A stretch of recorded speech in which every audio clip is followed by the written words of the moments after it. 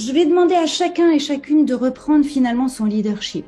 Le leadership, comme le bien-être, finalement est un choix. Le leadership, comme le bien-être, est une véritable décision. Soit on y va, soit on se cache. Soit on assume qui on est et qui on a envie d'être. Ça, c'est vraiment important. Soit on subit.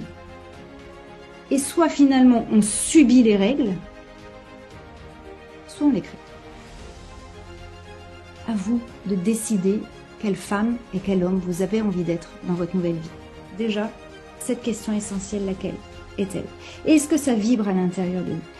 Cette question essentielle, elle doit vous allumer, elle doit vous faire vibrer, elle doit vous donner de la joie, elle doit être à l'intérieur de vous comme, allez, mes amis québécois disent un sapin de Noël, ça doit vibrer à l'intérieur de vous. J'accompagne les femmes à trouver leur juste place et non pas leur bonne place. Cette juste place, c'est un chemin, c'est un travail, c'est un cheminement.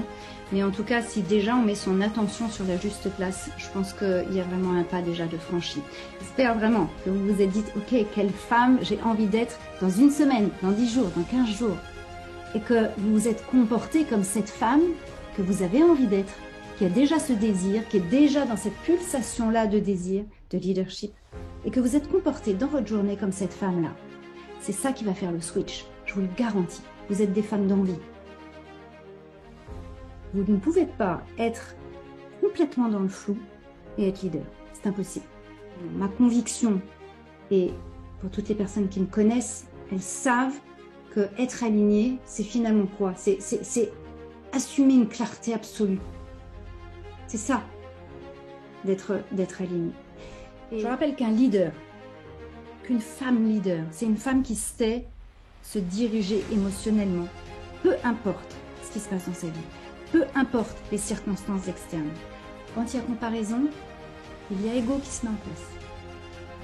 L'ego se met en place lorsqu'il y a de la comparaison. À chaque fois, mesdames, que vous vous comparez, souvenez-vous de ça. À chaque fois que vous vous comparez, c'est votre ego qui se met à fonctionner.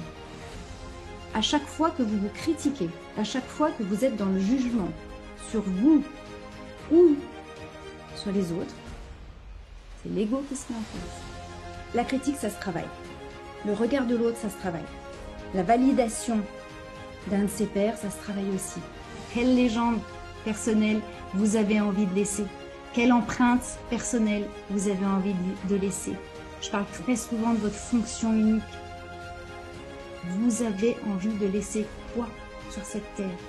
À vos enfants, à votre communauté, à vous-même, à votre mari. L'idée, ça va être de réduire maintenant ce qu'il y a à l'intérieur de vous, l'écart entre votre intériorité, votre extériorité, parce que c'est là qu'on devient magnétique. Quand ça se réduit, cet espace-là se réduit. Et quand vous êtes en paix, en cohérence par rapport à ça, vous contribuez davantage. Reprendre le lead de sa vie, c'est aller dans cette douce excellence pour vous, pour les gens que vous aimez, et un vrai oui. Les choses s'ouvrent. Et votre vie va être plus douce. Parce que l'idée, c'est que votre vie soit plus douce, pour que vous soyez aimé et que vous aimiez davantage.